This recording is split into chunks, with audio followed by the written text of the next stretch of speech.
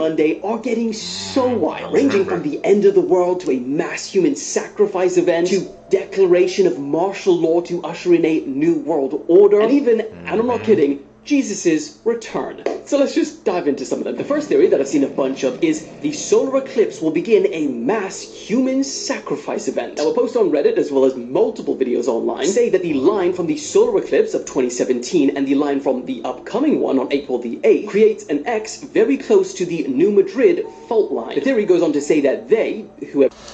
What's up, seekers? Welcome back to the channel, man. How you guys doing? Hopefully you guys are doing all right, man. If you guys are brand new here, man, if you guys don't know what we do, we break down scary and creepy videos, man, on and there, on the web, from YouTube videos to TikTok videos to IG videos, Facebook videos, anything weird, usual, unexplained, you can find it right here on this channel. Just so, like I said, I want to thank the seekers who's been tapping in with us, man, subbing up to the channel.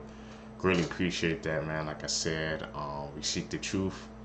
That's how you guys find us, man. In order for the seekers to grow, I need you guys to subscribe, hit that like button, and also hit that post notification bell. Let's do what we do best. Let's seek the truth. Girl was killed and had all of her teeth removed by a cartel member while on vacation in Mexico. The body of 23-year-old Lisbeth Flores was found dead in the Mexican town of Matamoros. The sad thing is, Lisbeth was a mother of two and was also visiting Mexico for vacation. On August 9th, 2023, Lisbeth told her mother that she would be crossing the border into Matamoros to visit her boyfriend. Lisbeth assured her mother that she would return later that evening. This wasn't her first time crossing the border, but for some reason, her decision to do it did not sit right with her mother at all. Maybe it was her instincts telling her something bad was going to happen. But regardless, she let Lisbeth go.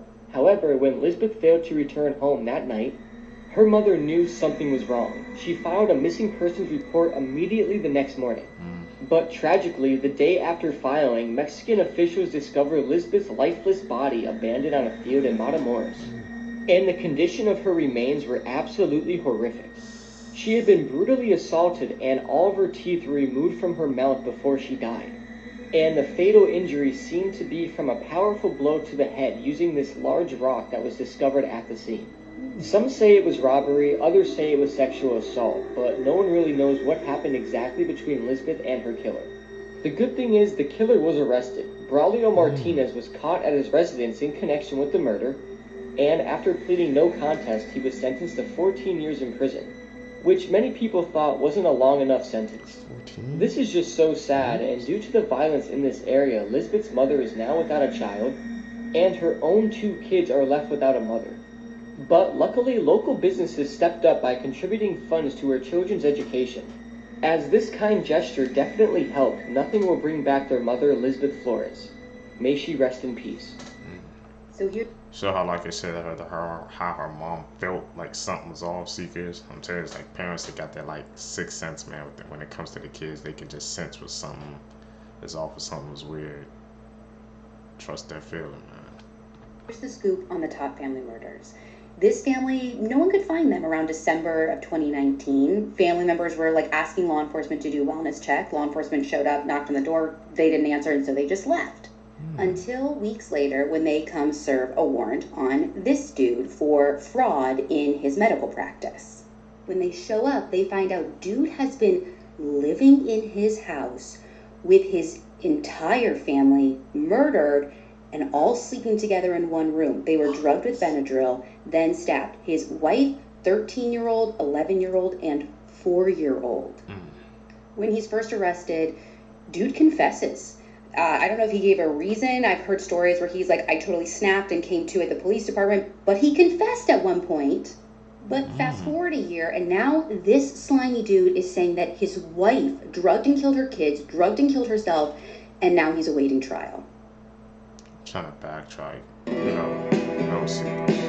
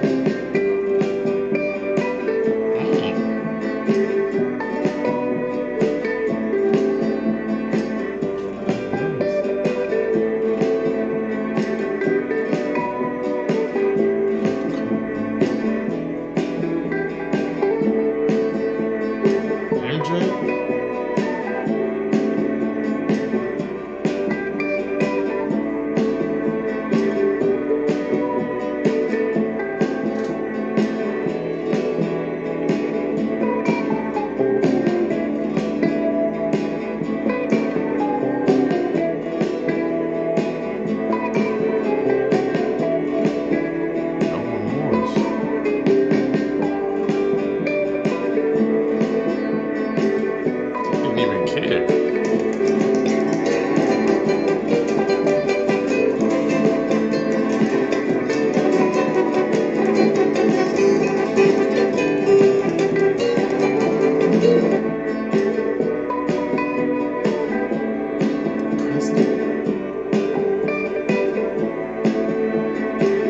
People, man, they sure know most of their accents, bro. You seen this story, Seekers? She covered it quite a few times. I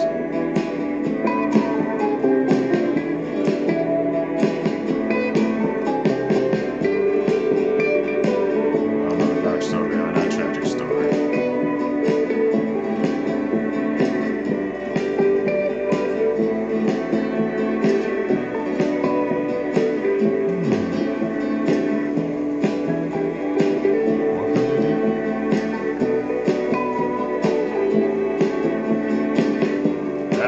Story has twists and freaking many turn seekers.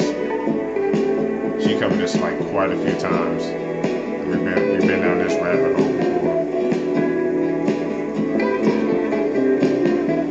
Tragic story.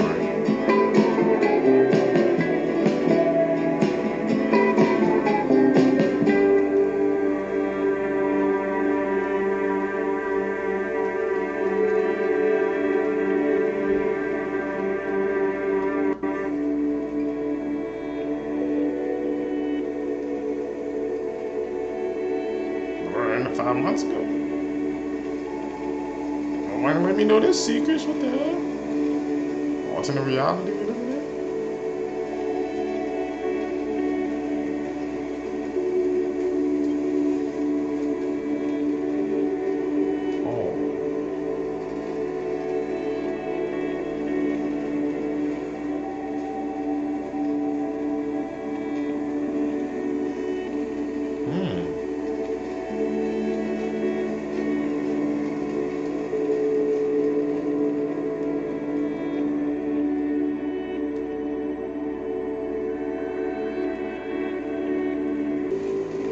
Seekers, man. We've seen many freaking Teletubby theories, but that one's a new one that just got freaking brought up to us. What do you guys think, man? Especially, you know, about they said the sun and the vacuum cleaner, how they were signs for something else. And we missed it as kids. I think, yeah, watched that one as a kid, like maybe like a couple of times. Obviously, man, I didn't get the message or symbolism behind them. But now, I'm older, bro. Like I said, these videos expand my mind, Seekers. I didn't even think about it like that, man. Teletubbies. Want some timing, bro.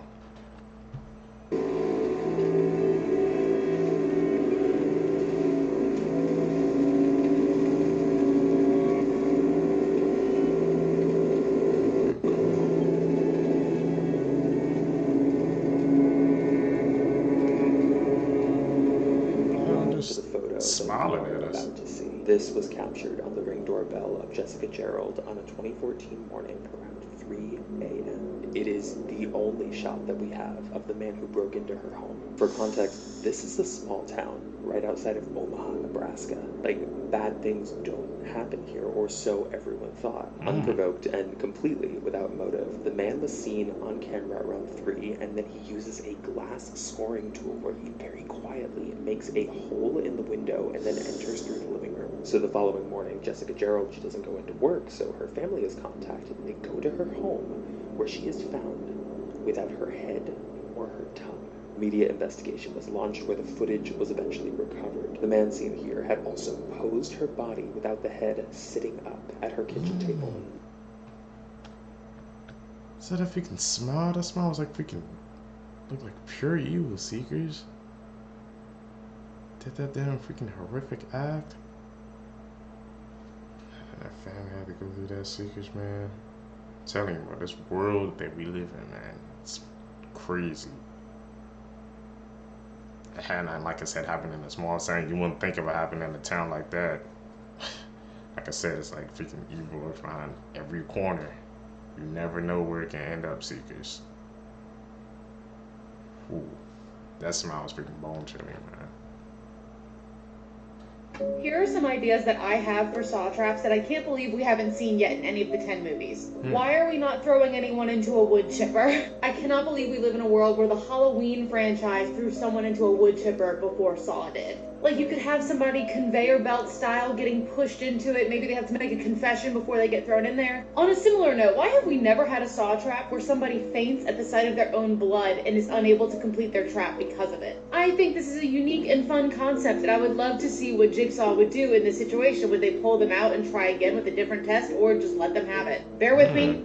Some sort of cannibal saw trap. This would have to be a 2-person trap, and I'm assuming the meat that they would be using would be from somebody who failed a previous test. That way it's Jigsaw's standard of ethical cannibalism. But I don't know, the idea of someone being forced to eat someone else to show that they, like, appreciate their life or their body, their nutrients or something, I don't know, and then they get to escape. I don't know, I think it's a fun idea, or maybe I'm just enjoying my Hannibal rewatch way too much. I would love to see an endurance-based saw trap where it's something simple, like walking on a treadmill or doing a dance, but they have to go for a very extremely long amount of time or else they die. This is definitely inspired by The Long Walk, where these boys have to walk at like 4 miles per hour for several days or else they get shot. I'm not saying it has to last days, but I don't know, quite a few hours. I think it would be an interesting idea. A child's death was thought to...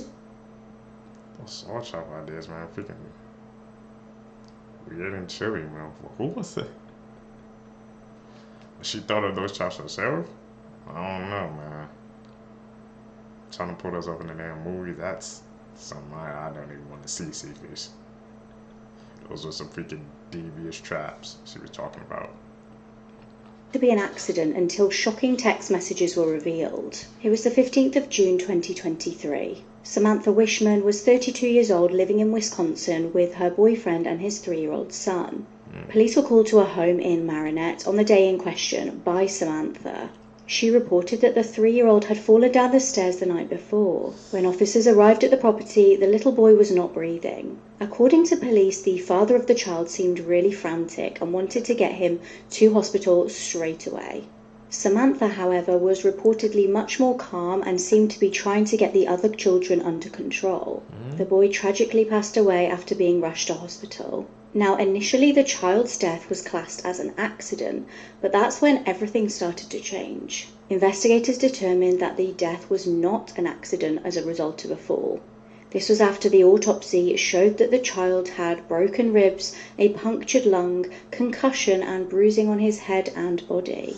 It was determined that he died from blunt force trauma. Investigators seized Samantha's phone as part of the investigation, and what they found was truly chilling. She allegedly sent disturbing text messages to the child's dad stating, "I'm ready to hurt these mother bleep kids. Nobody bleep understands. I can't breathe. This is so much harder now that I'm having more problems breathing. These mother bleep won't bleep. Stop. I'm ready to lose my bleep. I can't breathe. I can't yell, so I'm just a joke around here." An expert claimed that the injuries on the boy's body were no accident. Samantha is now facing charges of first-degree reckless homicide and neglecting a child. She was literally sending messages to the dad saying what she was going to do. Literally in 4K secrets. Literally. What was it? Things that bother you, they never bother me. I feel happy and fine. Living in the sunlight, laughing in the moonlight, having a wonderful time. Haven't got a lot, I don't need a lot. Coffee's only a dime. Living in the sunlight, laughing in the moonlight, having a wonderful time. I wonder, do those homes get demolished after you know what they did?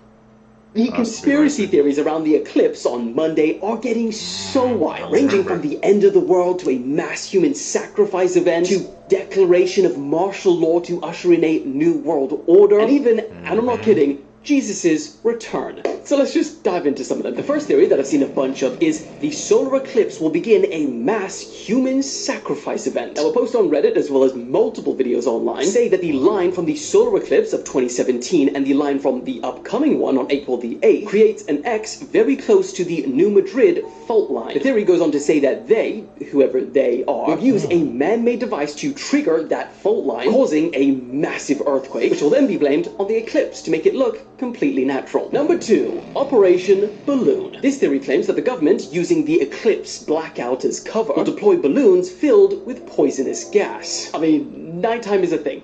Every night. Number 3, the eclipse will usher in 3 days of complete darkness. This video, which somehow got 371,000 likes on TikTok, claims that the Bible's prophecy of 3 days of darkness before Jesus' return could happen on Monday. So maybe just chuck that in your schedule for around Wednesday. Number 4, the USA will be destroyed if they don't change their evil ways. The path of the eclipse goes through 2 towns called Nineveh, and in the Bible, Jonah was sent by God to tell the town of Nineveh to change their ways and repent, or they will be destroyed. And what links this to Monday is that an eclipse took place around when Jonah arrived in Nineveh. Number 5, the government is preparing for something, because the National Guard and hazmat teams were never activated for a solar eclipse before 2024. Now, the fact that local governments have issued in these measures is true, but only to manage the influx of crowds and people. And not only that, but similar preparations have been issued before. In the 2017 solar eclipse, the National Guard for Oregon was deployed. Now, it kind of goes without saying, but there's no actual evidence to support any of these theories. Only coincidences which people are inserting meaning into. But hey, April the 8th is fast approaching, so I guess we'll just wait and see. I remember when that eclipse happened, Seekers, man. Everybody was outside. I seen some people just standing out there looking up. It was a weird time, man. You know, they had if you can put on the glasses to see. They said don't directly look up. People talk about how they're gonna look up. They was gonna burn their eyes, man. So there was just a lot of people out on the street, man. But those theory seekers, what do you guys think? Should we check them out, or should we just leave it at that? It was just a regular eclipse, nothing else. There was no other messages behind it. What do you guys think? I should have just don't touch it.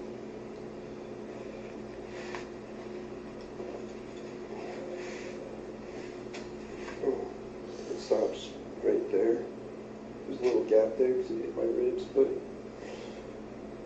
okay. Thank you.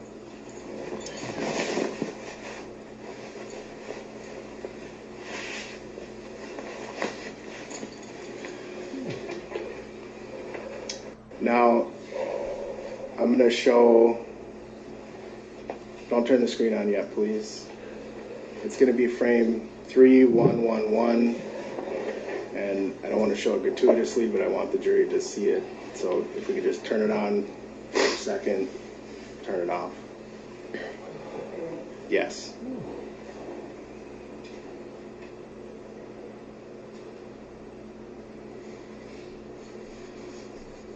What the hell? They're just showing on the screen that we can't even see. It's that bad.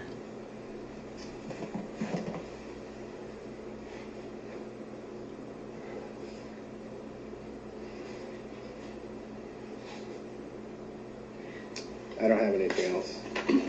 Mr. Nelson? Look at his face, you can tell.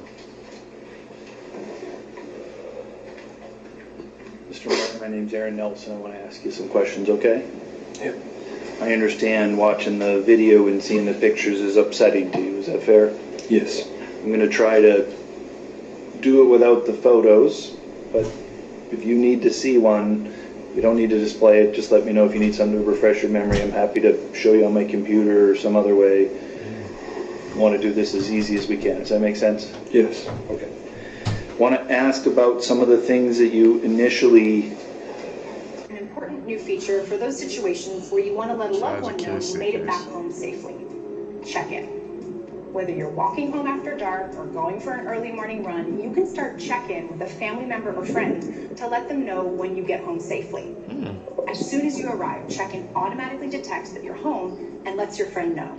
But if something unexpected were to happen while you're on your way, it can recognize that you're not making progress towards your destination and check in with you. And if you don't respond, it can automatically share useful information such as your current location and the route you took. And they'll also be able to see your battery level and cell service status so they know if you might be able to take their call. And any information shared with your friend is end-to-end encrypted. So that's check-in, an easy way to feel reassured that your loved ones have your back. Seekers, what do you guys think about that check-in seeker feature that Apple's trying to implement? Is that like, just, a way for people to, to check in with us, man, our loved ones and friends, to make sure we're safe for could that be another way of them just tracking us? Trying to have our location, knowing where we at, Seekers.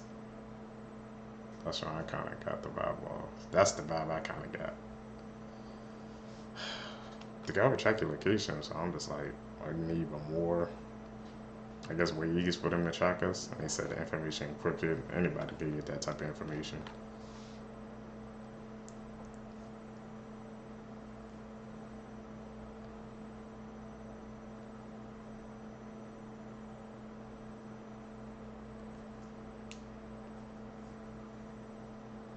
Florida man gets life for biting, gouging officer's eye, and streaming the entire attack on Facebook. This is 29-year-old William McClish, who will now spend his life behind bars for assaulting these two officers back in 2021 with the intent to surprise and kill them. And of course, this happened in Orlando, Florida. He was convicted yesterday, April 3rd, for a number of things: attempted first-degree murder, aggravated assault, battery on an officer, resisting an officer with violence. Just keeps adding up, and on top of that, he was streaming this on Facebook. This happened in September of 2021. He propped his phone up on the trash can and started streaming on North Magnolia and East Washington Street. As soon as the streaming happened, the two officers were in frame. McClish decided to slap one of them on the head with a brick. And of course, as the title suggests, he bit one of them and gouged one of the eyes. He also snatched one of the officers' radios off of his uniform to prevent him from calling for help. Now, he represented himself during the trial, and all he said was, "I didn't do it, the evidence was tampered with." However, obviously, he streamed this whole thing live, so it wasn't. He kind of incriminated himself with that. Let me know what you guys think about this in the comment section below, and as always, these videos are for informational purposes only. Man, Florida's it's a dangerous place. I didn't even think about it. Like, what the heck? Like, he streamed that, Seekers. And he represented himself in court, saying the evidence was tampered with. Like, he literally caught him in 4K, man. He literally did it to himself. These Florida freaking cases be getting weirder and weirder with each video, Seekers. I didn't even notice it until now. Cemetery water and killed hundreds of people. Hi guys, I'm on my way to the office and it's absolutely freezing, but I wanted to show you the water pump that started an epidemic. This is Aldgate Pump, the symbolic start of the East End, where the last wolf in London was killed, and a place immortalized in Sherlock Holmes and Dickens. But most people pass by every single day and have no idea that it killed hundreds of people. The pump as it is now was built in 1876, but the well water below is ancient, and look how cute it is on the August map. It has been a trusted watering hole for Londoners likely since the Romans, but in 1860 the water was noted as tasting unusually bright, sparkling, and cool with an agreeable taste. That agreeable taste was because the water had an unusually high calcium content. Well, why was the water so full of calcium? Well, because the pump's water came all the way from Hampstead in North London and flowed down to the pump in East London, but not before passing through Hampstead's newly constructed cemetery, which, if you've been paying attention, we visited on our little field trip to Hampstead over the summer. The water passed through the cemetery, through the decaying bodies, collecting bacteria, germs, and that sweet, sweet calcium straight from the bone. Soon, organic matter from North London was being served up to the unsuspecting East Enders, and they started dying. In fact, hundreds died in what became known as the Aldgate Pump epidemic. Reports showed the water contained 5 times the normal quantity of solids. Personally, I would say any amount of solids is a red flag, but despite this, some people carried on drinking it anyway, until finally the pump was shut down. But hundreds of people died horrific deaths after drinking cadaver kombucha, and I will never forget that. And to be honest, this isn't even the worst water pump epidemic in London. I will link a video about the Broad Street pump below, which gave cholera to the entirety of Soho. All these freaking pump problems in London, I never knew about, Seekers. Piece of history, man, I just learned today. Like, what the heck? Well, she said pass under the cemetery. I already knew what was gonna happen, Seekers. Like, all that water just freaking flowing through under the cemetery, and it got it and contaminated the supply. They said there was solids in it too, but they still took the chance and drunk. I'm like, no, Seekers. Something I can't do. Oklahoma woman sentenced for shooting her 3 teen children in the head while they were sleeping. 43-year-old Amy Hall will now spend life in prison. 2 of the children died and 1 was severely injured. On March 29th, about a week ago, she was finally convicted to life in prison and 240 months for attempted murder. She pled guilty to these charges back in November of 2022, but her trial is finally finishing up here. This whole ordeal transpired on November 1st of 2018. She went into her 18-year-old son's room, shot him in the head, then her 16-year-old daughter, then her 14-year-old daughter. The 14-year-old daughter survived her injuries, but the other 2 did not. The 14-year-old was able to exit the bathroom and then retrieve the gun from her mother. I guess her mother calmed down or something. And then a car chase ensued. She reached speeds up to 110 miles an hour away from the police. This happened in Muskogee, Oklahoma. Her reasoning for the murder is because she wanted to protect her kids from her husband, who she claimed was abusive. The father, however, claimed that Amy Hall was psychologically abusive and was a danger to them and the kids. What a wild story. Let me know what you guys think about this in the comment section below. And as always, these videos are for informational purposes only. Tragic story seekers. Thoughts down below. Man. It's down a whole damn line.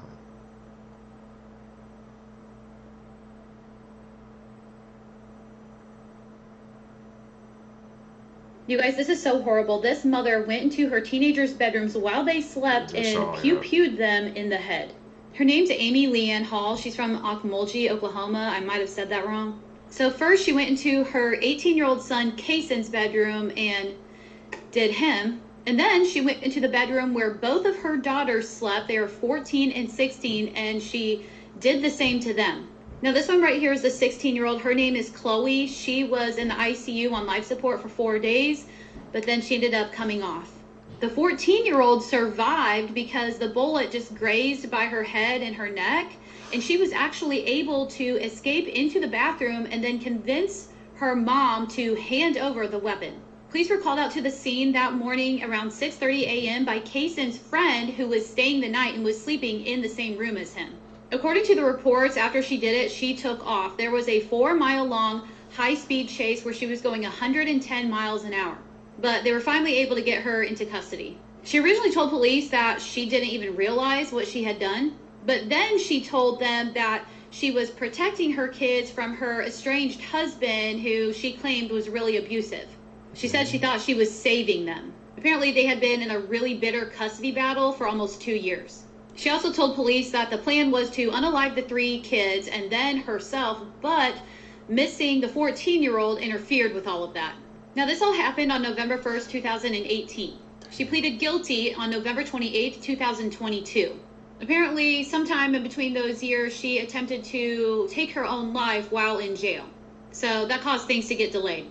She just received her sentence on Monday for life in prison for the 2 counts of murder, plus an additional 240 months in prison for the attempted murder of her 14-year-old Nicole. I'll never understand why parents go through custody battles and do that to their kids. And I can't imagine how traumatic that must have been for Kaysen's friend. This is one of the... Like, I didn't even know, like I said, I didn't even know his friend was in the room. Sometimes I put you on and the friend seekers. Like, yeah, I've noticed it when it came to these cases, like whenever there's a custody battle involved, like one of the parents always try to take the kids away from the other parents just to like prove a point or something. I'm like, do you understand it's your kids as well? Like, when you do that, you're not only hurting the other parents, you're hurting yourself in the process. I don't think that goes to the head seekers when they think about doing those type of things. The worst cases in human history. This is the murder of Christine Silalon. She was from the Philippines and was a volunteer in church, and she used the church every day from 4 to 6 p.m. On the day of her murder, she went to church as per her schedule, but she didn't come home after that. Her parents then started to worry, and they began searching for her with their neighbors. And what they found is absolutely horrid. They found her body in a farm where half her face was sliced like a piece of pizza, and her face was literally skinned down to her skull. Also, her brain was completely destroyed by acid. The police then started investigating, and they checked the cameras and found out that she was with a guy. The people started protesting about this case, and the case was then given to special officers. They had a lot of pressure on this. A week before this happened, she broke up with her boyfriend, so the police took him into custody. And he was proving that he was at home all day when she was murdered, but officers were completely tired of this case, and they then sentenced him as the murderer. But after a few months, a thief was caught in a store where he confessed that he murdered and raped Christine. He said he started talking to her on Facebook with a fake account and was using fake photos of another guy that was pretty good looking. Christine fell for the guy, and she assumed that he was about 20 years old, and they started texting daily. One day, they both decided to meet up at 6 p.m. near the church she went to. But upon arriving, Christine noticed that this was not the guy she was talking to, and he was around 40-ish years old. She then refused to talk to him and tried to go back, but he held her hands extremely forcefully. He then took her far away from town and raped her repeatedly and put iron rods inside her personal organs. He then cut her face in half and then skinned her whole head down to the skull. And to make it even worse, he put acid inside of her head. The autopsy also revealed that her tongue, trachea, esophagus, parts of her neck, and her right ear were missing. The self-proclaimed killer of this case, named Renato Lanes, said that he used barber-type scissors and stabbed her 30 times on different parts of her body and skinned her face. Christine Silouan was only 16 years old, and this case is extremely haunting. There's a picture of her body that was found in the field, but Google did a really good job of not showing it and hiding it. So even if you do go looking for the picture, I don't think you're going to find it. This is one of those cases that after you get done reading it, you just feel some sort of uneasiness. I feel so bad for Christine's family, and I can't imagine finding my daughter in this state. May Christine Silouan rest in peace. Terrifying facts you never knew. If your immune system ever found out that you have eyeballs, you would go blind. Which means right now your immune system has no clue that you can see. Because if it did, they would attack your eyeballs until you can no longer ever see. This is because your eyeballs have a protein in them called crystalline that doesn't exist anywhere else in your body. So if your immune system found out and checked them out, it would be like, something's wrong here. Studies show that most serial killers are born in November. Today's high school students have the same anxiety levels as insane asylum patients had in the 1950s. I'm not gonna lie to y'all, my anxiety might be up there too. There's a disease called fatal familial insomnia, where people suddenly one day lose their ability to fall asleep, which leads them to slowly go insane. They can't distinguish dreams from reality anymore and go into some type of paranoia. It becomes so severe that they eventually die. Those that make it to the final stage and don't die usually end up in a vegetative state, no longer conscious. And it can happen to any one of you. About 3,000 people go missing every year in the United States. The last execution by guillotine was in 1977. This was in France. And also that was the same year the first Star Wars movie came out. You are always 6 minutes away from death, but breathing resets the clock.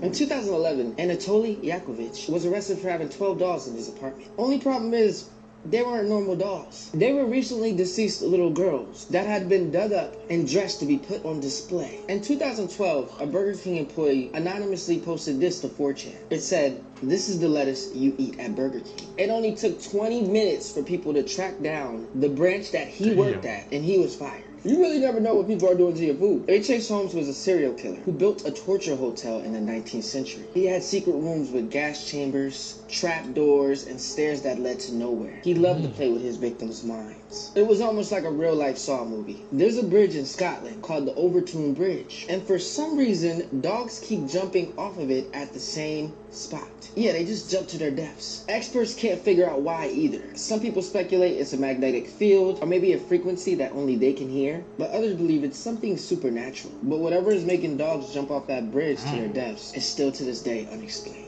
Joe Matheny was an infamous serial killer who not only cooked his victims to eat for himself, but also made them into burgers, using their remains. He then sold them to unsuspecting customers from a roadside food stand. We really never know what we eat. I'm cooking all my food myself, because why don't we eat over people's house? In 2021, a new homeowner was shocked to find a boarded up wall. When he ripped the boards off the wall, he discovered a hole. In that hole was a doll clutching a note. The note saying that she killed a family who lived there in the 1960s. Be honest, would you move out? In 1978, there was a pilot named Frederick Valentin. Him and his plane disappeared in Australia. His last communication was, "Melbourne, that strange aircraft is hovering above me again." It is hovering and it is not an aircraft. This is a mugshot of William West and William West. Oh, and they're not related at all. But they were both sent to Leavenworth Prison at the exact same time in 1903. And after some confusion, the staff finally figured it out. They were two different people who had the exact same name and looked identical. This was said to be one of the main reasons why we now use fingerprints to identify somebody. There's biotech being developed as we speak that can make prisoners feel they are serving an 1,000-year sentence in a matter of 8 hours. That's horrifying. Imagine thinking you spent 1,000 years somewhere, and then when you wake up and snap out of it, you realize that it was only a couple hours. Do you know how crazy that is? Anyways, like this video if you want a part 2. Some crazy information you were saying at the end, Seekers. Especially about the saying how they're speaking two guys, the twins. That's why we use speaking thumbprints and animal. Like, imagine that coincidence. Just two guys that look like end up in prison, man. And they had to freaking change the whole system because of that. and the biotech they freaking developing. That's scary, man. I tell you, Seekers, man, this technology, bro, be getting out of control. Like, imagine you spending, like I said, 1,000 years and something. You wake up, it's only been a couple hours. That's damn near, that's like a genjutsu, bro. They trying to put you in, man. That's an anime reference. Seekers, that's it, man, for this video for you guys today, man. If you guys stay with me to the end, you're a true seeker, seeking the truth. I appreciate the support, guys. Like I said, guys, I'm daily upload, man. Freaking April, bro. I haven't missed a day since like March, man. I've been going strong. I really appreciate the support, man. This is something I like to do, man, and I know we can grow our community even bigger and better. So, guys, hit that like button, subscribe, hit that post notification button. That's how we can grow the community. Also, follow me on my social medias on there as well, so our community can grow. You guys can catch in the next one. I'm out. Peace, Seekers. What's up, Seekers? Welcome back to the channel, man. How you guys doing? Hopefully you guys are doing alright, man. If you guys are brand new to the channel, you guys don't know what we do. We break down scary and creepy videos, man, on the net, on the web, from YouTube videos to TikTok videos, IG videos, Facebook videos. Anything weird, usually unexplained, you can find right here on this channel. Just want to thank the Seekers, man, for tapping into the channel, subbing up, and hitting that post notification bell. I really appreciate that support, man. That's how we can grow the Seekers, man, by you guys hitting that like button and spreading the videos, man. Found this video for you guys today. Let's do what we do best, Seekers. Let's seek the truth. Hear about this YouTuber who was kidnapped in Haiti and held for ransom? On March 14th, Addison Malouf, also known as Your Fellow Arab on YouTube, was kidnapped in Haiti after he traveled there to interview one of the most notorious gang leaders who goes by the name Barbecue. He's pretty much known for traveling to the most dangerous parts of the world and documenting his experiences. But when he arrived to Haiti, he stayed in this empty hotel and planned to drive 6 hours to the city of Port-au-Prince, where the streets are completely ran by gangs. This is the last video he took before he was taken by a gang and was held for a $600,000 ransom. We leave right now. We'll get there while it's dark. It's about a 6-hour road trip. We'll get there while it's dark, and that place is completely run by gangs. It's so dangerous to go to Haiti right now, and the fact that this guy went for a YouTube video is pretty crazy. But apparently, he was released yesterday, and then he posted this on his Instagram story saying that he was okay. This grandmother threw her... Ooh, Seekers, man. I've been seeing like a couple of those YouTubes, man. Some of those videos, man, they kind of get recommended to me, like, you know, interviewing like the most dangerous gangs and stuff, and they be traveling around the world to do that, man. That takes a different type of freaking bravery to do that, Seekers, man. Because you're literally putting yourself in danger, man. And just for a video, if you think about it, just to get that video up. But here that he's freaking captured, but he got released, so that's the main thing. But I heard some people when that freaking I heard some people have said that it might be staged, Seekers. So do you guys believe that? Do you guys really think he got captured by a Haiti gang, that gang, or was it just staged, you know, for the video? Some people do that. I don't know. We're gonna have to check that out, Seekers. Her 2-year-old granddaughter because she disliked her son-in-law. Fall of 2010, 50-year-old Carmela de la Rosa lived in Fairfax, Virginia with her husband and her son. She also had a daughter named Kat, and Kat was married to James Obdog, and they had a daughter who was 2 years old named Angelina. On the night of November 29th, Carmela went with her husband, children, and granddaughter to the largest shopping center in Virginia, which was the Tyson Corner. They all had dinner together, and once they were done, they walked over to this pedestrian bridge that was on the 6th floor, and this connected the shopping center to the parking lot. At that time, Carmela was holding Angelina in her arms. As they were passing through the bridge, everyone was in front of Carmela, and she stopped, leaned over the railing, and threw Angelina 45 meters down. Angelina was then taken to the hospital, but unfortunately died a few hours later. Police ended up interrogating Carmela, and that's when she admitted that she deliberately threw her granddaughter over that bridge. They had asked her why she did this, and she stated that at that moment she had just lost her mind. Carmela then stated that at that moment when she threw her, she thought about her son-in-law, who she deeply hated for getting her daughter pregnant before marriage. In September of 2011, Carmela went to trial, and her lawyer stated that she had mental problems and that she was taking medication for it at that time. The jury found Carmela guilty of first-degree murder, and she was sentenced to a max sentence of 35 years in prison. This is currently the most... Seekers, man. Tell you, man, the things people will do, bro, when they have that freaking anger in their heart is just... It's just mind-blowing, man. She got mad at her son-in-law because of what he did with her daughter before. I guess they got mad in her eyes, and she just decided to say, we're just gonna end it all. Just because he did something that she didn't like, and she just decided to take it to the freaking most extreme level. Seekers, man. That's how I said, Seekers, you gotta be aware of these people, man, around in your lives. You don't know, man, what they'll do, bro, if you piss them off or make them angry. Crazy case, Seekers. Terrifying video on the dark web. It was published anonymously, so we don't have any more information. But the ending will call everything into question. What the hell is that?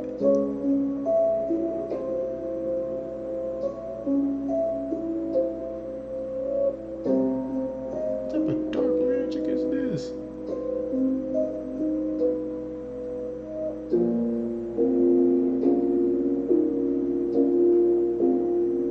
This is added, Seekers.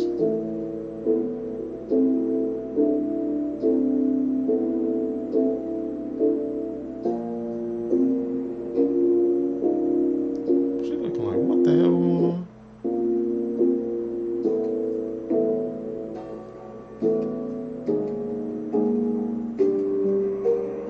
This has to be added, right, Seekers? Well, terrible update after a 12-year-old girl and two 13-year-old girls were arrested in Washington, D.C.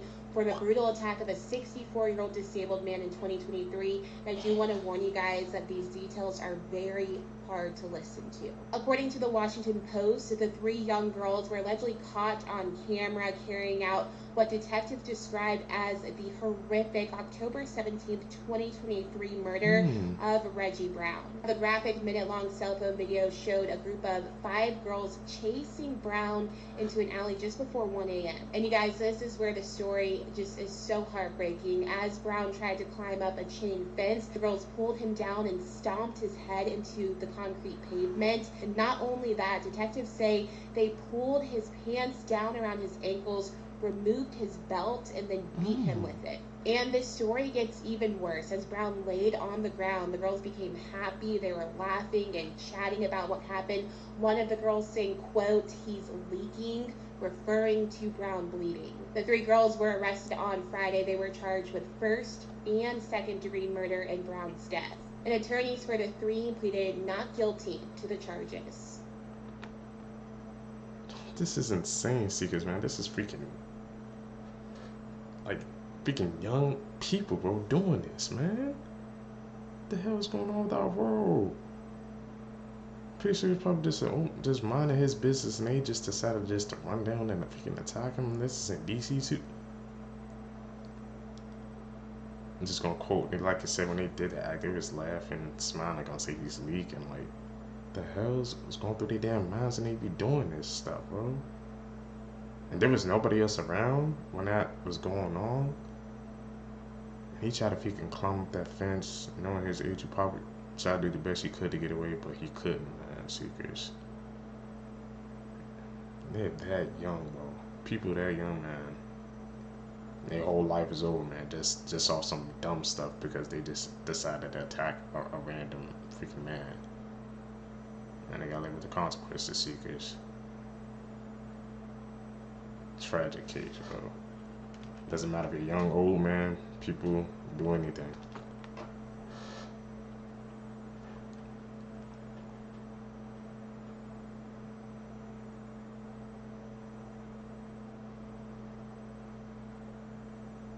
Do you guys remember the case of Lacey Fletcher, the woman who melted into her couch? Well, the people responsible for this have been sentenced. But let me remind you guys a little bit about 36-year-old Lacey. In 2022, she was found deceased on her family's couch, and apparently she sat there for 12 years without moving. So how exactly does that happen? Well, Lacey had severe autism and she was nonverbal, so she solely depended on her parents as her caregiver. But after years of neglect, she weighed less than 100 pounds. She was found covered in maggots at her own waist. And again, this is how the couch looked like when they found Lacey deceased. Lacey's cause of death was acute medical neglect, and ultimately her parents, Sheila and Clay Fletcher, were each sentenced this month to 40 years, but will only be serving 20 years in prison. Now, what's outrageous is that her parents, who went from this to this, testified that their daughter refused any medical attention. How can someone who couldn't communicate and completely relied on them refuse medical attention? A 36-year-old weighing less than 100 pounds. Let that sink in. This tragedy could have been prevented. There is no excuse.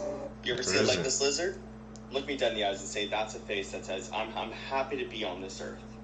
He's not happy to be here. He didn't ask for this. Now I get you. I feel you. I do. Legless lizards, terrible way to live. I can give you 3 animals that got screwed even worse. Number 1, the Luna moth. You want to know why? They don't have a mouth. They don't have a mouth. Matter of fact, the worst part is, it's not even like they're born without one. The caterpillars do, but once they reach their final form, nature just nerfs them for no reason, completely unprovoked, which obviously means they can't eat. All they have is whatever they stored as caterpillars. Once that runs out, so does their free trial to living. Basically, fresh out of the cocoon, they get about a week to date, mate, and procreate before they go from a permanent fast to part of the past, no Ramadan. They also don't have a digestive system, so they don't even get hungry. They just get more and more tired before they eventually get kicked off the mortal coil. Number 2 are hyenas, because that is a female. You can probably see where this is going. They have a pseudo-phallus they have to push pups out of, and just letting you know, it's a jihad for both parties. Apparently, it's like an anti-grape defense, no fruit, so a female can flush out the baby batter of an undesirable. Think of ducks having maize like vajangas. But with hyenas, not only do a good number of cubs suffocate to death while being born, a lot of first-time mothers get torn up so bad they bleed to a flat line. Damn, double homicide. 3 is the Barbarossa for one reason and one reason only. This picture is real. It's a wild pig found in Indonesia with tusks that can grow through its mouth. Sometimes they keep growing and give the struggle swine a DIY lobotomy. Worst part is, it's like pig Parkinson's. By the time the teeth turn on them, they're old enough to have passed off the generational jihad to its children, which means not even evolution can save them. The more you know.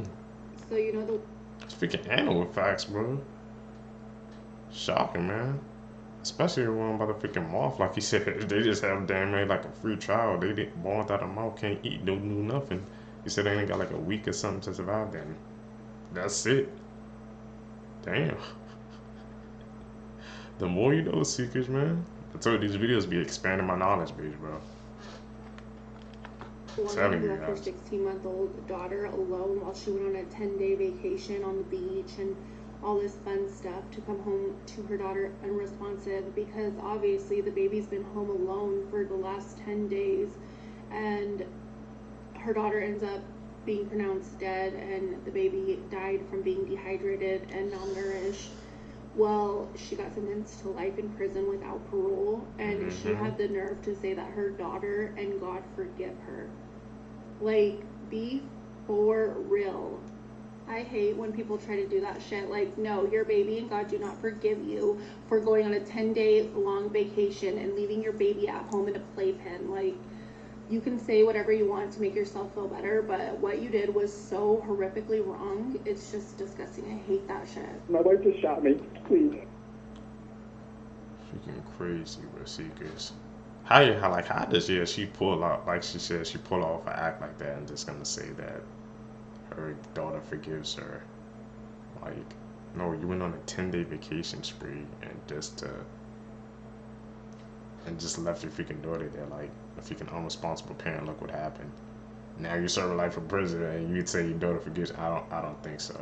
Like she said, people like that are freaking dangerous, man. They do a horrific act and like just think they're automatically forgiven.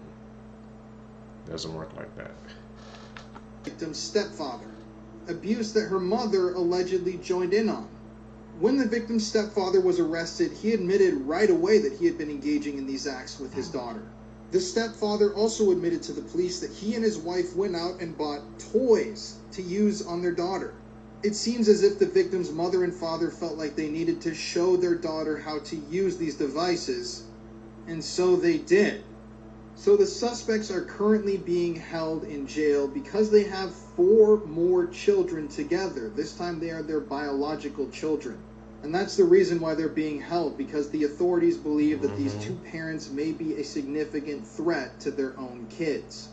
Now, we talk about stuff like this all the time on my TikTok, whether it's murder stories, stories about pedophiles, all types of true crime. And this is just one of those stories that I came across that truly disturbs me to my core. These were two normal-seeming parents from Utah. They probably had friends and family that loved and respected them up until they were caught.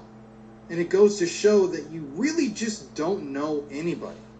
And I'm sure that as more and more details are revealed from this story, it's going to get even more disturbing. You said hit the nail on the head, man. Like I said, it just seemed like two freaking normal people, man, but they were doing the most freaking disturbing acts. So like I said, it's kind of scary how you could just like hide that part of yourself. You could just seem completely normal, but behind the scenes, behind closed doors, you could be a completely different person, man. That's why I said, Seekers, you can never trust anybody, bro. That goes for your family, friends, anybody, bro. You gotta learn how to freaking, you know, how to try to spot them out if you can.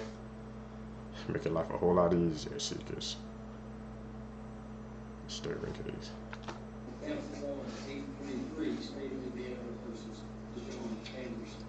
Miss Anderson, for the record, would you state your full name, please? Yes, I am Princess Calethea Hatan Tupape II, representing the entity Dejon Anderson. You're known as Dejon Anderson?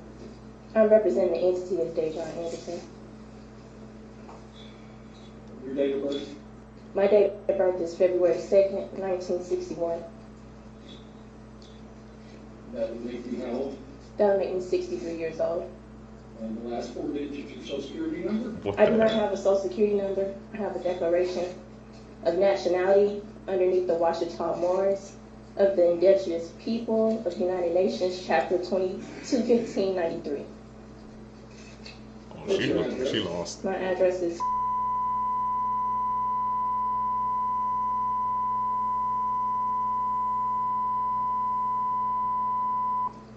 Do you have a good contact telephone number?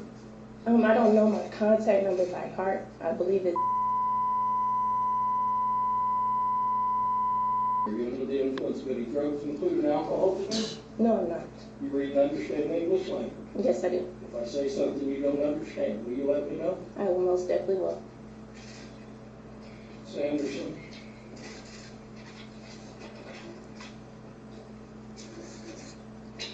Officer Busick, who's investigated this, looked for you for the past 2 years. And Prosecutor Hunt have charged you with 3 counts of criminal conduct. Count 1 is murder as a felony. Would indicate that between April the 10th, 2022, and She making a April the sign or 16th, something? 2022, in Washington County, state of Indiana. See, because you got someone they zoomed into their hands, but she didn't. Hot take, not gonna apologize for it. 1v1, a Wolverine would whoop a honey badger. Streets made this aggressive bull cut the face of Black Air Force energy. Old-time the Wolverine's the CEO of Cell Block D tendencies. First of all, they're more than capable of hunting for themselves, but some dudes can't be bothered to get their own bread. Instead, they gotta steal from the baker. And by baker, I mean they'll tax animals like wolves, cougars, even bears. Let me remind you, they're about the size of a medium dog, yet the crackhead Courage can have an overgrown canyon cat backpedaling. And you thought honey badgers were on timing. And they are, but Wolverines, where else are you gonna find a war weasel 2v1ing a pair of wolves?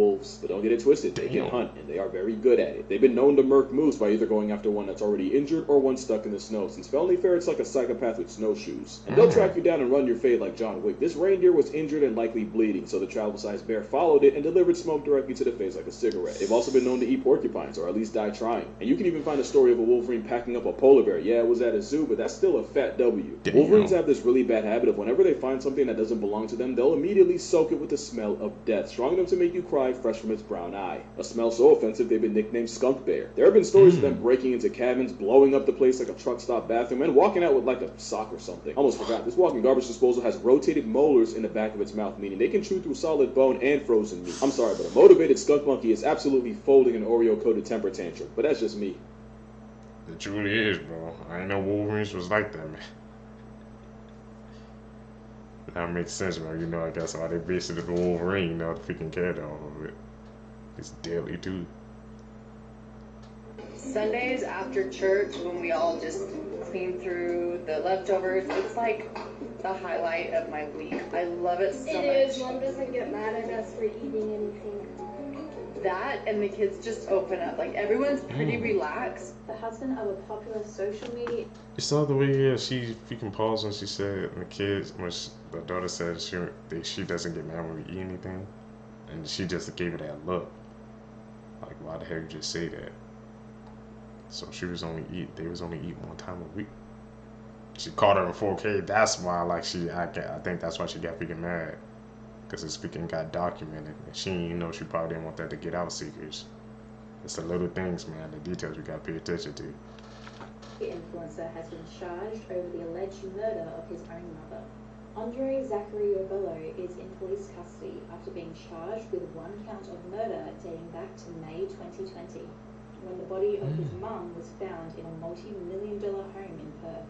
The cryptocurrency dealer and business manager is married to model Gracie Piscopo, who has over 1 million Instagram followers. Rebello fronted court on Tuesday and is also facing 35 fraud charges, which allegedly occurred in the months following his mother's death.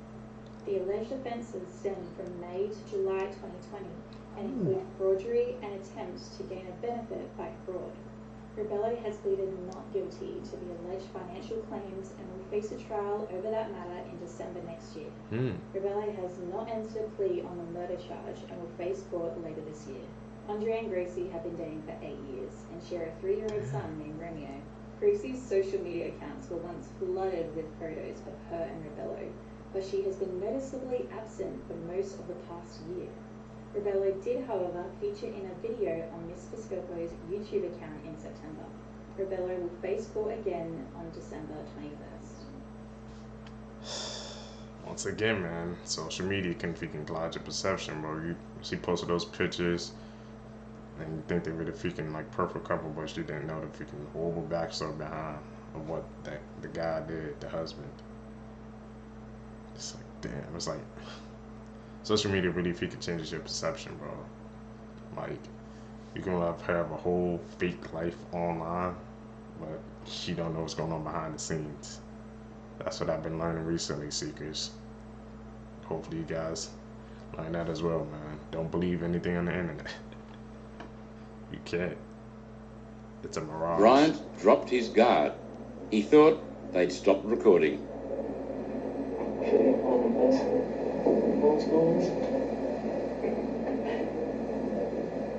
don't find that very funny statement at all, mate, to be quite honest. Should have put that on record. I'm still recording at this present stage, so that is on recording. If you think the criminal in the video was stupid, you are absolutely correct. The man in the video is Martin Bryant, who, despite being 28 years old during the interrogation, had an IQ of 66, equivalent to that of an 11-year-old. His actions, however, were not as innocent. On April 26, 1996, Bryant would arrive at Port Arthur and carry out the deadliest massacre in modern Australian history, leaving 35 deceased and 23 others injured. Many believe that his actions were for attention and notoriety, inspired by previous massacres. A neighbor of Bryant said that he allegedly told him that he'll do something that would make everyone remember him. Others believe that his motive was to kill the couple, David and Noeline Martin. Bryant blamed the couple and believed that they were the reason for his father's depression, which ended up with him taking his own life. After his capture, he was very curious about the total death count and seemed impressed by the number. Australia's most heinous man was given 35 life sentences and 1,652 years in prison.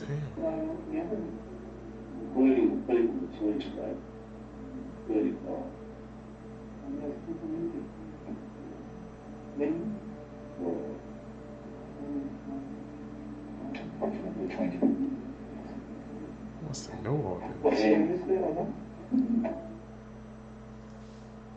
He got caught on 4K, man. I'm into that, so he got all those damn life sentences too. He got action-free consequences, man. They said he had an IQ of 66. That's freaking what the hell? Alright, here are some movies that have scared the shit out of me, and I will never stop recommending them. But be warned, because some of these movies are very violent, very creepy, and just overall, like, what the fuck am I watching type of films. But as always, let's just fucking jump right into it. First up, let's talk about the movie Baskin. This is a 2015 Turkish horror film about 5 policemen who are responding to a distress call coming from an abandoned building. And when they get to the abandoned building, they go inside, and the more that they inspect this building, the more they realize they're entering the literal mouth of hell. The reason this movie freaked me out so much was its overall visuals, but honestly, like, the third act is just so, like, disturbing, and it just makes me feel really gross and weird inside. Like, this movie, I'm not gonna lie, did give me nightmares for a few nights after watching it. If you would like to check this one out, here's the list of where it's currently streaming. Next up, let's talk about The Sadness. This is a Taiwanese horror film about a virus that breaks out, and this virus basically causes people to act out on their most intrusive and, like, violent thoughts. This movie follows a couple who are trying to reunite amongst the fucking mayhem that's going on. The reason that this movie freaked me out was mainly this dude on the very top. Like, he just freaked me the fuck out. This guy just gave me really creepy and, like, pervy vibes, and he has this, like, maniacal laugh that just, like, really freaked me out. Like, I would not want to be chased by this dude, like, whatsoever.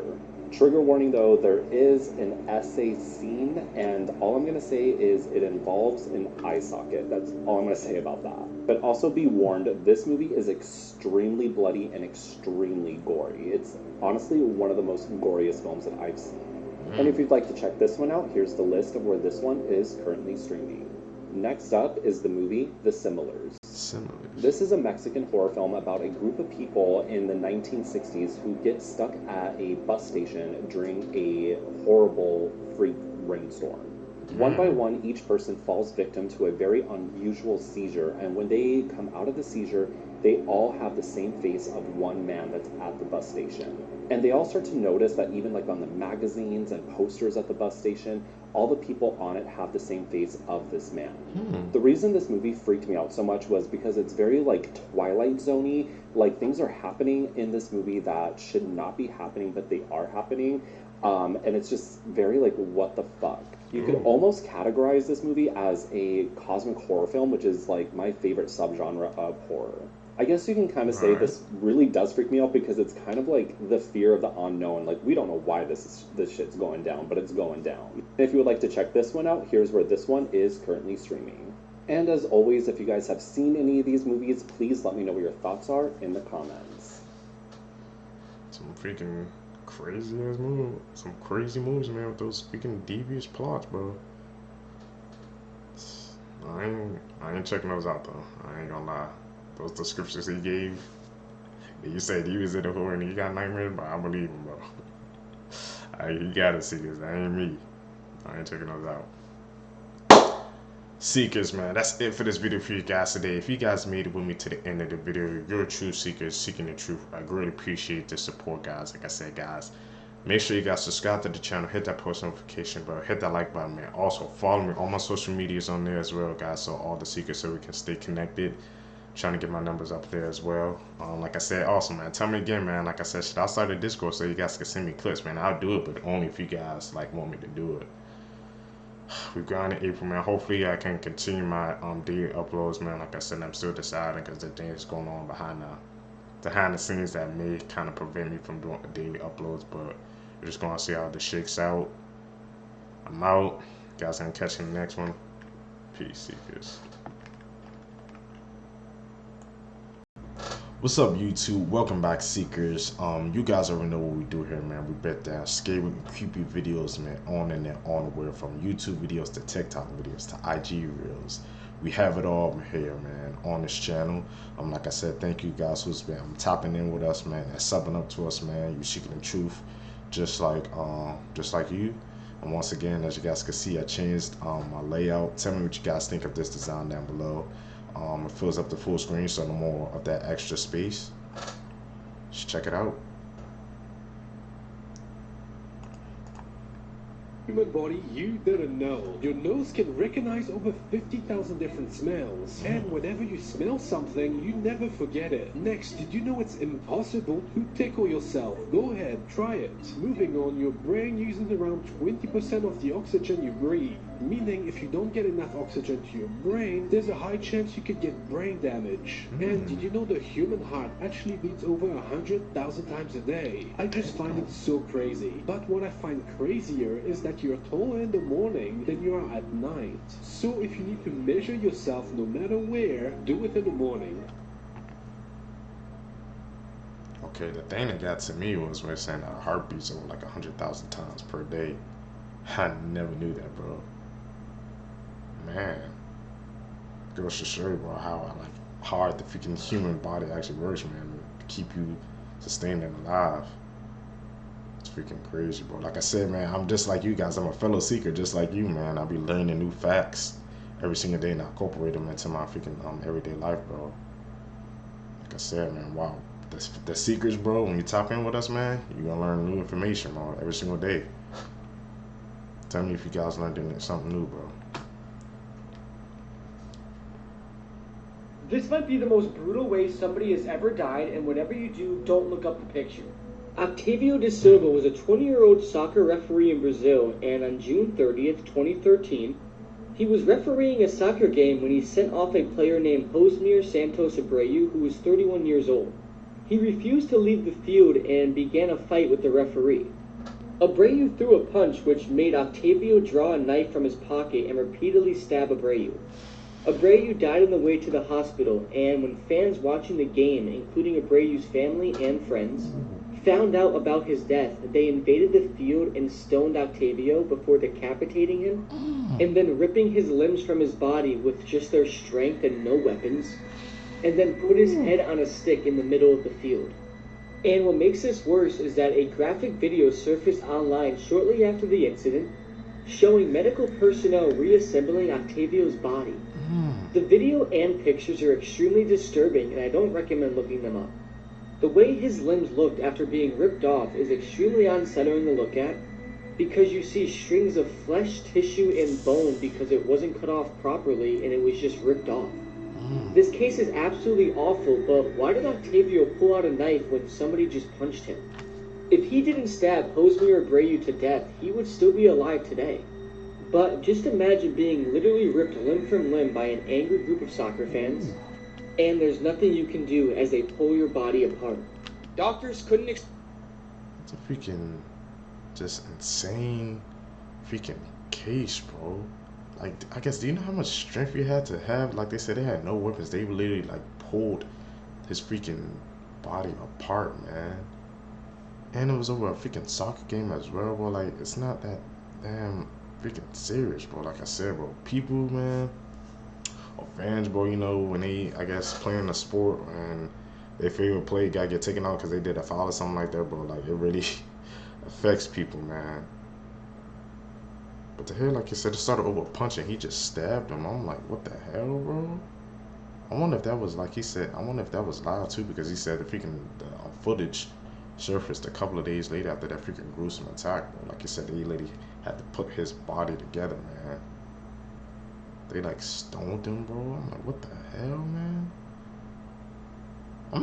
The question I'm asking, like, how did the other players and stuff, I guess they just let that freaking happen, man. Everybody, they just sat there and watched as that happened, bro. That's the real question we need to be asking. Explain why this kid was sick until they see what the school was serving. This is Chen, and he was a second grader who moved from Beijing to Seattle back in 2019. He started school just like any other kid, but he was immediately outcasted. Since he couldn't speak English perfectly, all of the students and teachers were treating him horribly. But things only got worse from there because Chen started to feel extremely sick. Every day he would come home with rashes and a burning fever. But then he'd wake up fine the next day, go back to school, and the cycle would start again. This kept happening for 3 weeks until Chen's mom finally decided to take him to the doctor. They found out it was actually food poisoning causing Chen sickness every single day. So they sent a health inspector to check out the school's kitchen. Now, at first, everything appeared to be normal. But when she took one look into the soup bowl, she immediately called the police. They found thousands of spider eggs. Kids had been mixing it into the soup each day. Let's talk about this. What the hell? I remember freaking being in school, but I remember, bro, I was not a freaking fan of freaking at school lunch, bro. Because of freaking cases like that, man. Like you said, spider eggs, bro. Who in a right mind was mixing spider eggs in a damn soup? And he was getting sick, bro. Like, it was a cycle. It was, like you said, good for a couple of days, then sick, good, then sick, bro. Like, man. Thankfully, I guess like he survived because nothing happened. Like, imagine what happens if he can like have this side of him, bro. Whew, some chills down my damn spine, man. That's why I said, bro, be worried about that school lunch, bro. I'm sorry, man. If you're in school, you're sending kids to school, bro, I recommend, man, sending them with some lunch, bro. Homemade lunch from the house, bro. Do not trust school lunch, bro. I'm trying to tell you guys, it's not the right move. This picture. This is why if I ever have kids, I'll never let them use the bathroom alone. A 7-year-old girl and her mom were headed to Target, and she was getting some clothes for school. Her mom also wanted to grab some snacks for movie night. So while her mom went to go grab popcorn and other snacks, she told her daughter to go pick out clothes for school. When her daughter finally finished and picked out the clothes, she went up to her mom and said something strange happened. A sad pale lady had came up to her, telling her that she wished she could have her own daughter that looked just like her. The mom, who thought the daughter was just joking around, laughed it off and said, "Let's go." While heading to the register, the daughter shook her mom and said, "That's the lady who told me she wanted a daughter just like me," pointing at a mannequin. The mom laughed, thinking the daughter was still being silly. You know how kids have wild imaginations, always playing around. While at the register, the daughter had to go to the bathroom, so the mom told her to hurry up. It was only a couple hours down, by the way. While in the bathroom, the daughter texted the mom saying the pale lady's in here who wanted a daughter. The mom, trying to get in a rush back home to her other kids, said, "Hurry up, we have to go. Stop playing around." 10 minutes later, and the daughter never came out. The mother, who was waiting outside the bathroom at this time, rushes in the bathroom to see what the heck is going on. The daughter was nowhere to be found. She even checked the stalls to see if her daughter was hiding, standing on a toilet or something. On one of the stalls, she found her daughter's cell phone on the floor. By the way, if you made it this far in the video, comment down below your favorite fruit. Mine is mangoes. When she checked her phone, this was the last image found in it. Police still to this day have no explanation on what happened to that little girl. Freaking bone-chilling story, bro. Goes to show you, man, like I said, sometimes, you know how sometimes, like I said, I guess parents, they don't, I guess, listen to kids, because like you said, they think they're just playing around or it's their imagination, but no, sometimes the kids, what they saying is true, man. You gotta take heed to their word, bro. Because like I said, that's speaking one of my freaking worst fears, man. Like, you could just be here 1 minute and gone the next, because somebody just freaking snatched you up, bro. And the mom thought, yeah, like that her daughter was freaking playing the game, but clearly wasn't. I gotta do some more research to that case, man. He said she's still gone to this day. I wonder if she ever found her daughter, bro. That woman, man, she was the freaking key, bro. She said the daughter was pointing to the mannequin, but maybe that could have just been a metaphor for something else, bro. Who knows?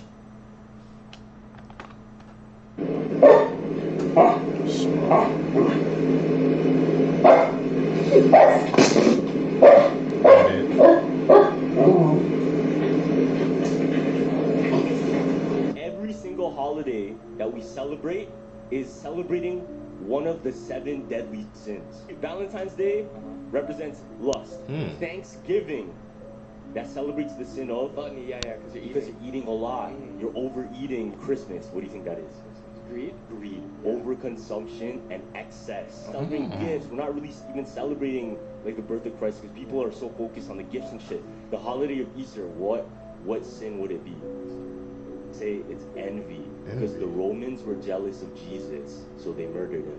Oh, it's crazy. St. Patrick's Day, it's sloth. Because people get blacked out drunk. Oh, what the fuck? Yeah. Now Halloween is what? It's wrath. So scaring and hurting people for fun. With masks, it's wrath. The sin of pride. Okay, what's that? Oh, nah, we're not even gonna say that. Man, I ain't gonna lie, I never even thought about it like that, but he just freaking expanded my mind. If you think about it, like I said, these holidays, they do represent, I guess, the basis behind them of what they're meant for. They do kind of represent, I guess, which, I guess the sense he was talking about, bro. Like I said, all secrets, bro. When I watch these videos, man, with y'all, I'm just like one of y'all, bro. I'm learning new information, man. Just try to incorporate it, bro, in freaking everyday life, man.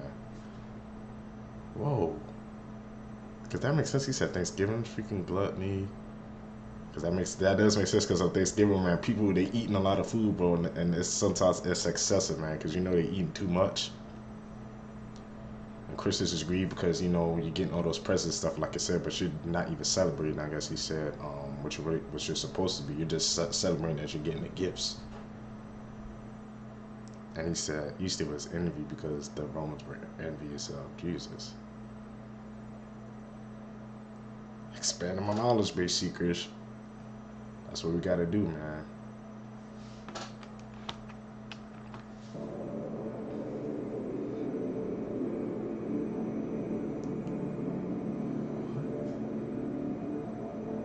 That freaking young, bro.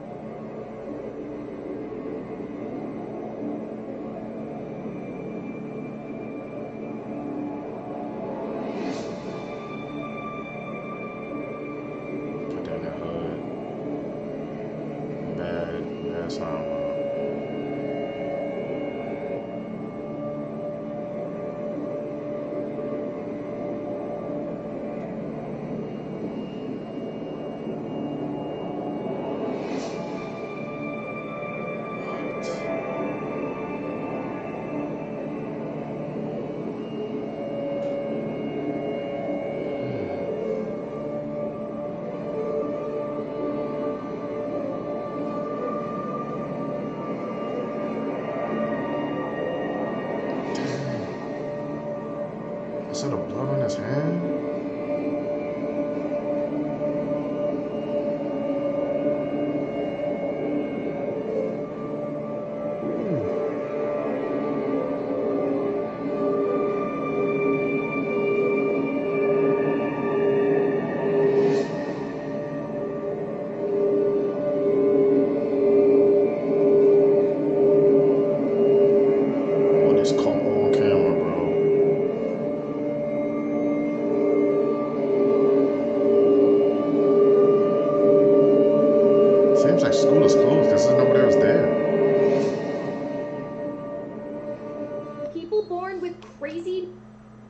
That's how the way that that dog reacted, man. I'm guessing, bro, it was picking up the scent, bro, of her in the freaking trash can, man. But the head man, he said he was only 14 years old, bro. Doing acts like that, man. What makes that even go into their freaking mind, man, to do something like that, bro? You saw the way how the video was starting on, man, like he was ducking around the corners just watching, and then when he put down his head, man, you know he had freaking serious thoughts in his damn mind, bro. And look what happened at the end result, man. The thing that gets to me is that, like, the hallways, they were empty, so I wonder if, like, school was closed or were they there early or something, because there was, like, nobody walking in that hallway besides them two. So school either had to be closed or they were there very early. But it's just show you, man, like I said, doesn't matter how old you are, bro. People want to do some evil things, man, they're going to try to find a way to get it done, bro. Unfortunately, that's what happened. Mutations. This is Johnny X. He had a condition called caudal regression syndrome, which basically meant he had no lower body. He worked as a sideshow performer in circuses back in 1930, and he actually played Goonie Bird in the original Tarzan movie. 3 dark psychology facts. What the hell? I didn't know you'd be born without the lower half and he survived, bro. She got some on damn head, man. Never knew like that was something even freaking possible, bro. They said he played Goonie in the freaking original Tarzan movie. I guess the old version, bro. I wonder have any more. Pretty sure there's some more people, I guess, were born with his condition, man. Just, I've never seen them before, man. Like I said, bro, these videos, bro, expanding my knowledge base, bro. That's one thing, man. I appreciate these videos, what they do for me, man. There's an extremely high probability that a stranger has looked at you and thought about killing you without you even knowing it. The person you first look at when you enter a room is the person you feel most threatened by. When you spend 10 minutes in front of the mirror in a dimly lit room staring at yourself, your mind gets bored and starts scaring you by making you see a monster with your face combination. Really?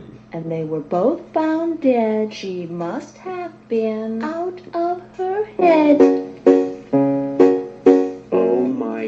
this is literally the dumbest man on earth. Hi, my name is Ethan, and here's everything you need to know in under 1 minute. On June 26, 2023, Patrick Profright and his wife were having an argument. Now, they had just had a baby that was only 3 weeks old, so the argument was early in the morning, which is understandable because they are suffering from lack of sleep and just a whole new adjustment. While Patrick's wife was holding the baby, Patrick entered the room holding a crossbow. The mood immediately shifted, and trigger warning, it's about to get dark. He allegedly raised the bow and shot at his wife. When he did, it accidentally hit his 3-week-old baby and his wife. He then pulled the arrow out of his wife and begged her not to call 911, but when she did regardless, he fled the scene. Thankfully, he was found and arrested and charged with second-degree murder and attempted, and his wife was okay. Unfortunately, the baby did pass away. Man, bro. Did that to his own blood, man. His own freaking newborn baby, man. What the hell were they freaking arguing about, bro? That would possess him to get a crossbow and shoot it, and then just gonna ask his wife not to tell, or not to freaking call the police, man. Like, after that act you just committed, you think she wasn't gonna do it, bro? I said these videos, man, that we watch, man, these people, man, they don't want to freaking take accountability, man, for their freaking actions, brother. It's actually, man, freaking insane, bro. How many of those freaking people we come across when we watch these videos? Never ceases to amaze me, bro. Edit. I gotta call it like I see it, bro.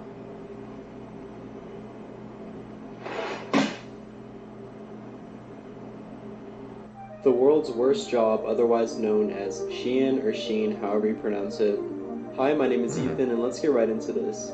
Recently, I've heard a lot of rumors about how bad the Shein workers are treated each day, and honestly, nothing could have prepared me for what I learned. This all started in June of 2022 when a viral TikTok displayed articles of Shein clothing with handwritten messages stating, "Need your help." According to brightly.eco, they state that the average Shein worker works 7 days a week in 18-hour shifts. They even found that some of the workers were seen washing their own hair while they were at work just to keep up with their personal hygiene. Not only do they work a lot, but they also make a base salary of $556 a month to make 500 articles of clothing each day. Let me know what you guys think.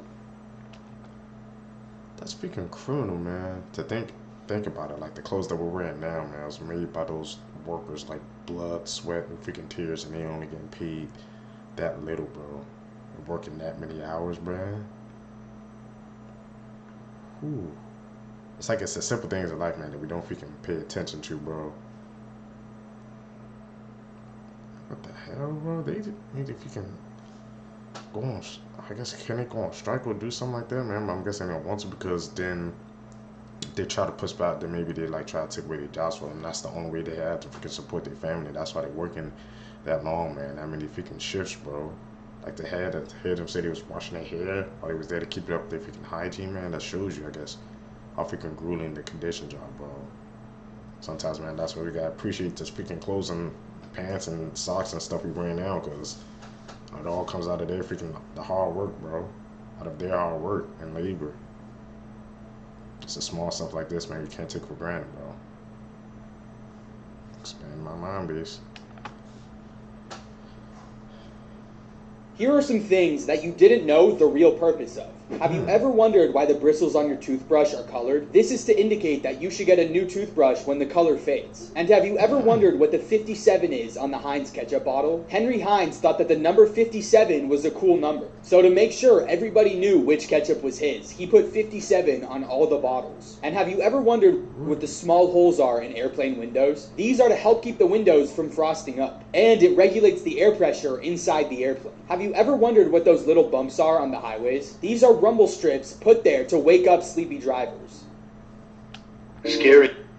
That's freaking interesting, man. I never knew there was like little small freaking circles in that damn airplane window. Cause I thought that there couldn't be like, it had to be freaking sealed shut, because you know we can't have that type of air pressure coming in through the windows. It makes sense, man. Now that I think about it, you said because it regulates, I guess, the air temperature inside the plane. Because imagine if it was like fully shut, I guess no air was coming through, it would kind of be like, it's like you're going to be cooking in like a freaking can, bro. I guess it has to be that small. Three facts that will blow your mind.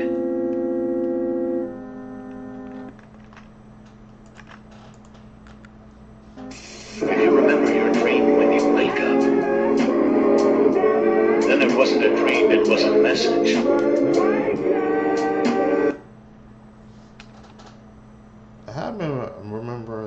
I remember a couple of dreams, man, like so freaking well that I'm thinking that it was actually like a memory, bro.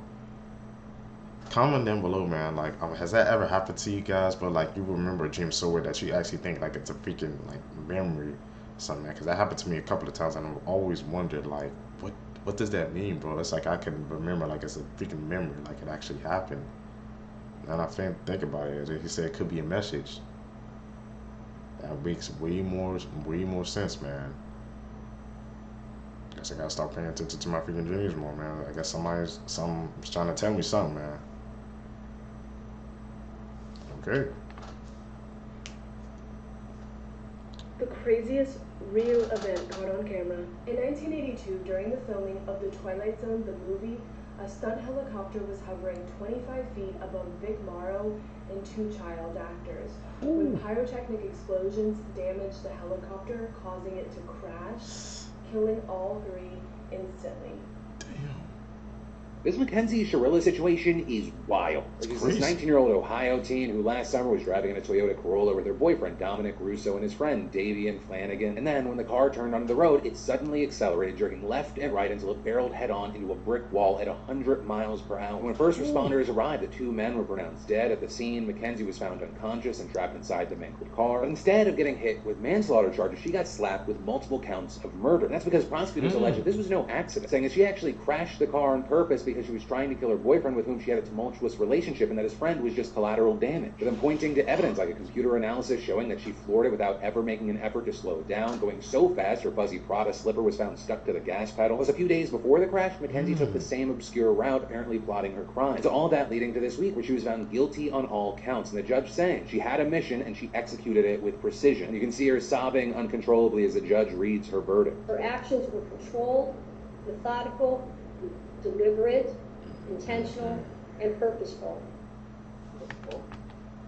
Hey, bro, like you see her, she's freaking crying. So I'm like, you planned it, like it says, she laid it out, but like you planned out the freaking full thing, man.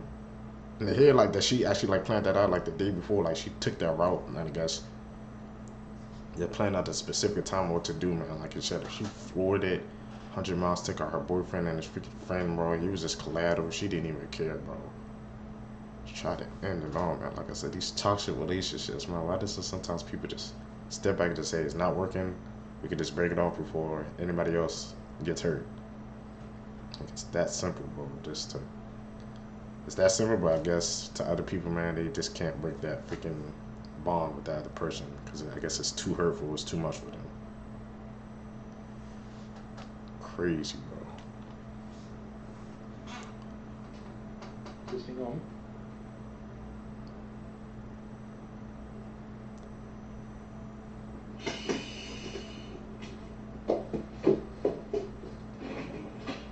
Did you know in the movie Scream, actor Skeet Ulrich almost got seriously injured while on set? And it happened in this scene right here when Sidney, dressed as Ghostface, stabs him with the umbrella in the chest. Ulrich had pads underneath his shirt, so when the umbrella stabbed him, it wouldn't hurt. But the second time he got stabbed, the stuntman missed the pad and actually hit his chest. His chest actually has metal wiring inside because he had open heart surgery as a child. Whenever the wiring gets hit hard or has intense pressure, it hurts a lot, and so his scream when he gets hit the second time was 100% real. The stuntman had hit that wiring and he fell to the ground and screamed. He was okay though, but they kept it in the movie because it was so authentic. I've heard that freaking a couple of times, man. You know, movies like something like really authentic and real happens, man, like that it traumatizes. It's like the actual actor, but they keep it in there, man, because it's so real. Sometimes I question that. I'm like, do you guys think that's actually like the right move to do? I know like it gives up a great performance, man, but that person that's actually showing like legit pain or they're actually scared, but they keep it in there, man. I guess because they know it's gonna, I guess, sometimes make the most money, bro. It's gonna, I guess, shock the audience, man. That's what they really want because they know that's gonna bring in more money, man. Like I said, I mean, sometimes, bro, no. It can be the root of all evil, bro. Things that people would do to just to get some of that, it'll truly shock you. This is the Pitbull video, one of the hardest cartel execution videos to watch explained. The video that I'm about to explain is extremely graphic and I don't recommend searching for it. The video begins with a man lying on his back on the ground and two men are holding his legs open. He's being restrained. And in total there is 5 perpetrators and 1 victim. And also 2 pit bull dogs. Apparently this is the victim's punishment for allegedly doing something with a kid or to a kid. The victim is naked, and at the start of the video, the dog has done most of the work.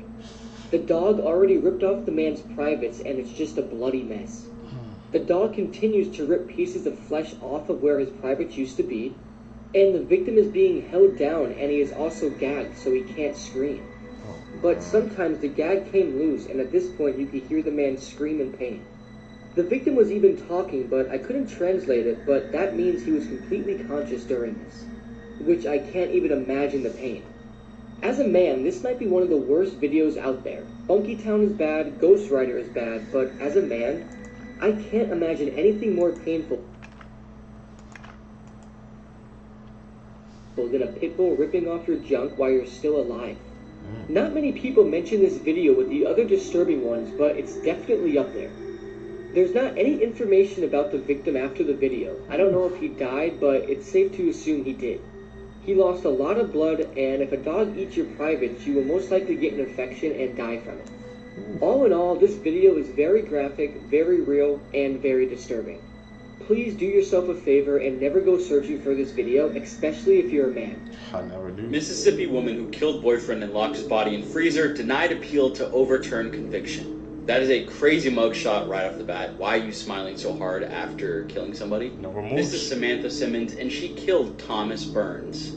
After Thomas's wife died of bone cancer, he eventually moved on and met Samantha Simmons. However, he definitely was not over it. He would carry her urn everywhere he went. Eventually, Samantha Simmons and Thomas Burns moved in together in 2018, and neighbors stopped hearing from him all of a sudden. One of the neighbors that frequently had coffee with Thomas came over to ask where he was. Samantha Simmons said he moved to Texas, and the neighbor did not believe her at all because all of his cars were still there. They tried to file a missing persons report, but they couldn't because technically they weren't related. This is where things get crazy, and the neighbors turn into the Avengers here. They noticed the moving company came, and then the next day they noticed the house was empty with music playing on the stereo. They decided to go inside and check out what's going on in that house. They found a freezer with a sheet on it, so they broke that open. They had to use a crowbar to pick the lock and everything. That's where they found Thomas Burns' body in there. He was curled into a ball, placed in the freezer, next to a bunch of frozen food, too. He also had a bag over his head with zip ties all over him, too. The autopsy report estimated that he was still alive at the time that he was put into the freezer, and that he died by asphyxiation because of the bag over his head. And of course, after looking at the zip ties, they found Samantha Simmons' DNA all over it. She tried to say there wasn't enough evidence in court, as if she didn't have DNA all over his frozen body and the zip ties. Wild story. Let me know what you guys think about the story in the comment section below, and check out my YT, link in bio. It's freaking actually, it's a freaking tragic case, man. Like I said, how was his friend that I guess he used to freaking get coffee with in the morning, how he had to be the one to freaking solve and crack the case, bro. Like when she said that he moved to Texas, I guess he was not buying it, man. And like he actually broke into the house, bro. I guess to figure out what's going on, man. That's your true friend, bro. Somebody who actually cares about you, man. Always gotta have one of those around, bro. Like I said, like she put him in the freezer while he was still alive too. I thought he died, I guess, from the temperatures, but no, he died because passed away because of the freaking bag that she put over his head. Crazy, bro.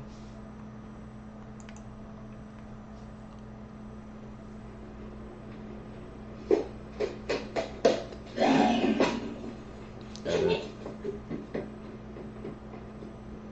Call it like I see it. Edit.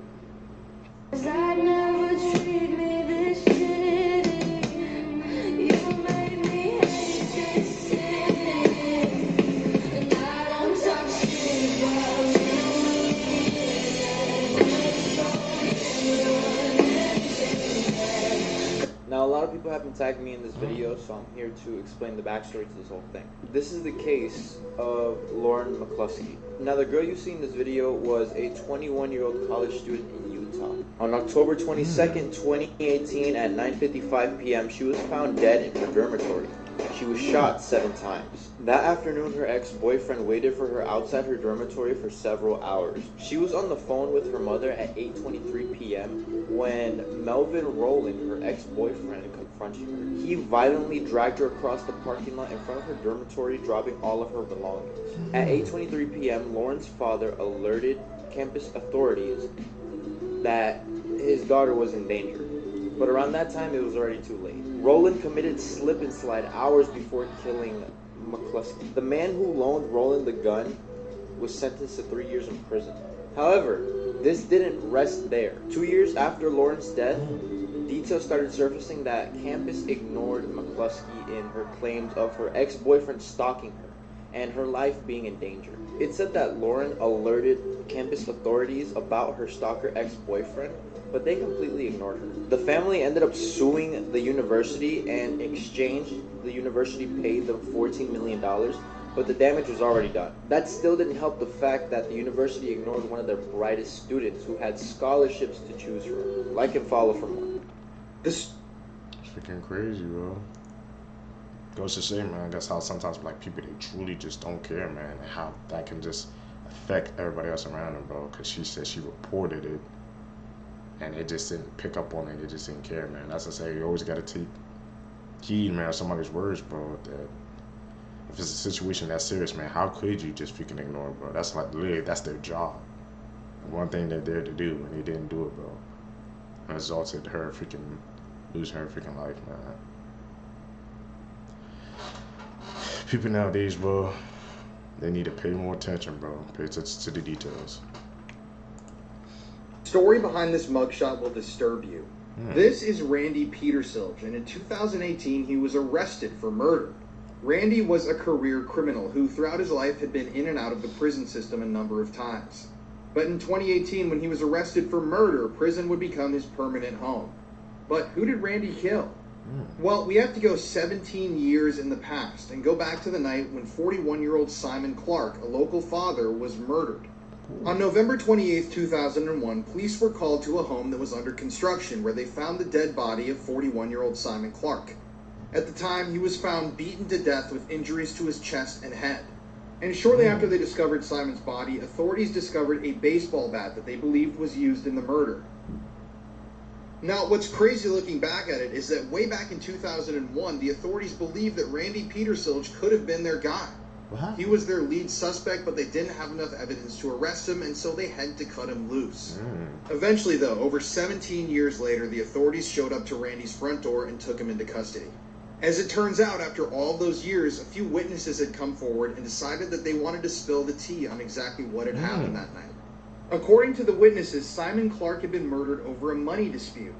So Simon, on the night of the murder, had gone over to this house that was under construction because his friend had found out that he was paying this contractor that he hired $300,000 for $120,000 worth of work. So Simon, hearing this, told his friend that he'd go over and talk to the contractors, and keep in mind Simon was married with 2 children at the time. But when he showed up, he met Randy, and Randy flew into a rage and beat him to death. And as it turns out, the contractor that was hired to do that work on the home had been defrauding Simon's friend the entire time in order to buy narcotics. Thankfully, though, Randy was finally arrested and put into prison for this murder, where he's now serving a life sentence. And this mugshot has to go down in history as one of the creepiest I've ever seen. So if you can look on his damn freaking face. People are like, damn, bro. That is one of the creepiest freaking mugshots I've ever seen as well, man. It took him that long, man, for justice to finally catch up to him, bro.